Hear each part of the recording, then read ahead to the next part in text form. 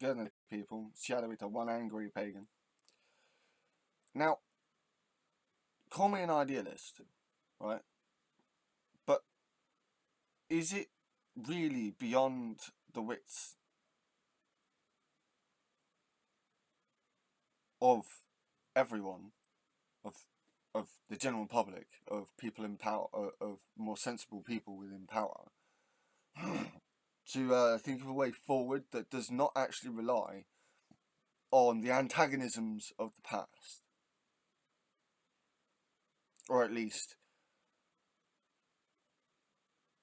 we remember the antagonisms of the past, we try to deal with them, but not try to actually continue them on?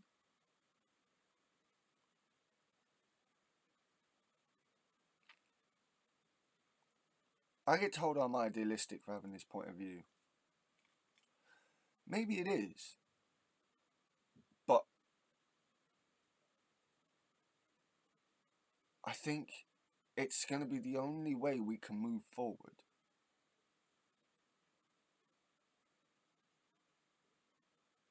Especially on these islands, and with our relationship with the EU.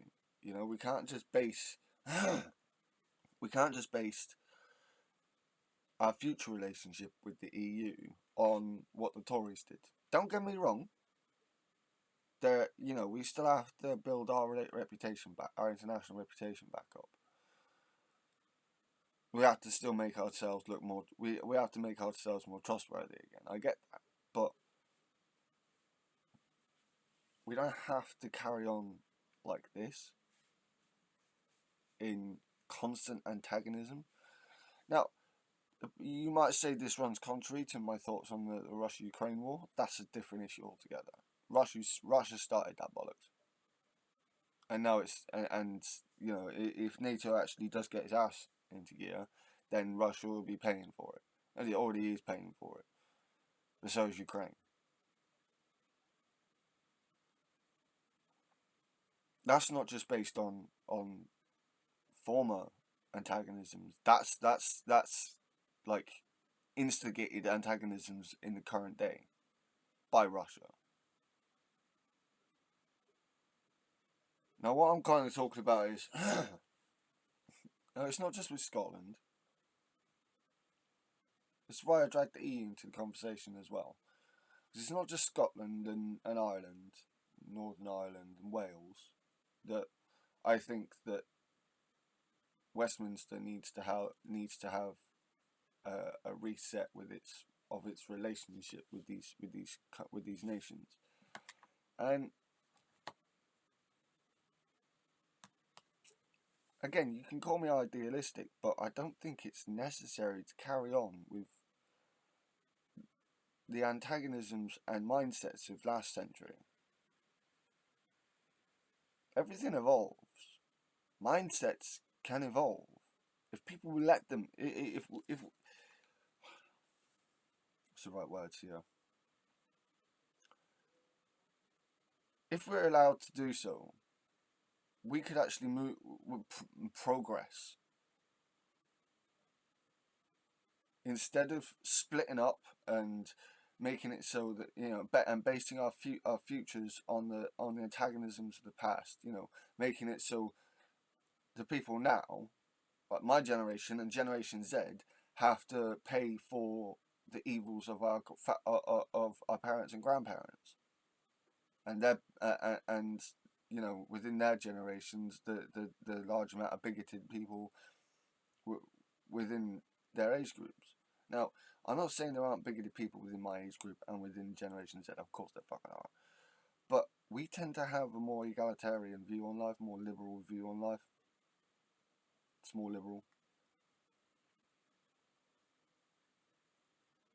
We're more accepting of people in general. Like, don't get me wrong. Again, like there are sections of the younger communities that, in many ways, are isolated, but in others, like in general, they tend to be more inclusive. And when it's our turn to take over, I don't see the same antagonisms continuing in the same way. I see them actually being less, if non-existent.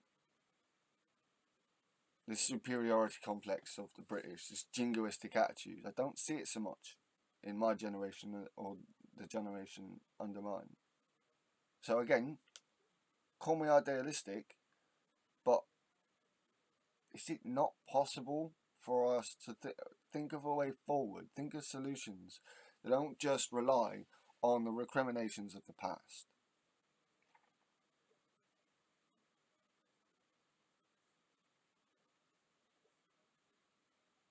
I think, if we really put our heads together to look for a way forward,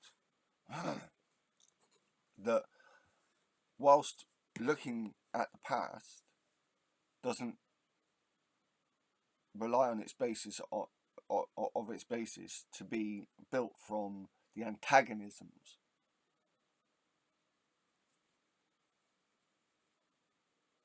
It's something that gets to me.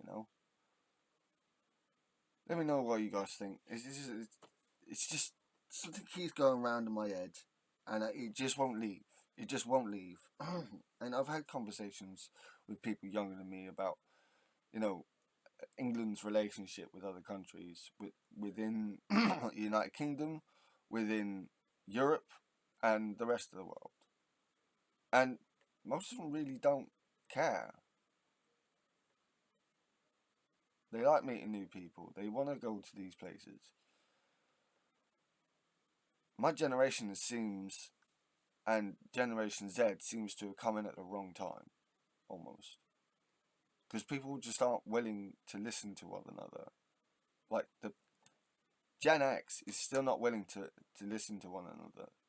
I'm not saying there aren't members of Gen X and the boomers that aren't on the left, because of course there are. But it's a big enough section of those age groups that are ignorant bigots that you just don't see so much in my generation or Generation Z. So, is it really beyond the wits of people within the politics sphere to think of a way forward without being antagonistic to our family, the people we're related to, the countries we're closely linked with, unions we're closely linked with, is it necessary? I don't think it is, and I think it is possible if if we were able to actually talk together with a sense of wanting to find a way forwards instead of just being angry about the past. I think we could actually find a way forward, but I get told I'm an idealist for this. Let me know what you guys think. It just keeps going round in my head. So yeah, my shield at your backs, guys. In a bit, badges.